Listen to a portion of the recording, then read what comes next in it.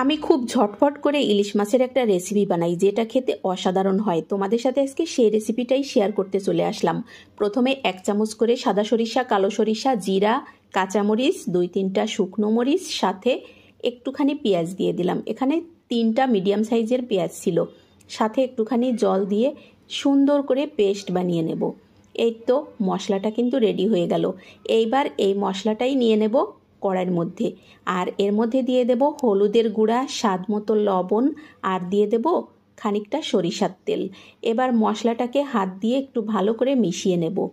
এবার এর মধ্যে দিয়ে দেব ইলিশ মাছ। আমি 4 টুকরা ইলিশ মাছ দিয়ে রান্না করছি। তোমরা যদি বেশি দিয়ে রান্না করতে চাও সেক্ষেত্রে মশলার পরিমাণটা একটু বাড়িয়ে নেবে। এই তো সব সুন্দর করে ম্যারিনেট করে ব্লেন্ডারে অল্প একটু জল দিয়ে ব্লেন্ডারটা ধুয়ে বাকি মশলাটাও দিয়ে দিলাম। আমি কিন্তু আর কোনো জল দিব না। এই রান্নাটা হবে একদম গায়ে মাখা। তো এই যে ঢাকা দিয়ে রান্না করে নিলাম। প্রথম 5 মিনিট অল্প আছে, তারপর এই যে ওলট পালট করে দিলাম। এই রান্নাটা একটু অল্প আছে, সময় নিয়ে করব। পুরো মশলাটা যখন ইলিশ মাছের গায়ে একদম মেখে যাবে, সাথে তেলটা উপর থেকে উঠে আসবে, তখনই কিন্তু রান্নাটা শেষ হবে। এই যে 2 বার করে আমি উল্টে পাল্টে মাছটাকে একদম রেডি করে নিলাম। আর তারপরে দিয়ে দিলাম 2-3টা কাঁচামরিচ, আর উপর থেকে খানিকটা সরিষার তেল।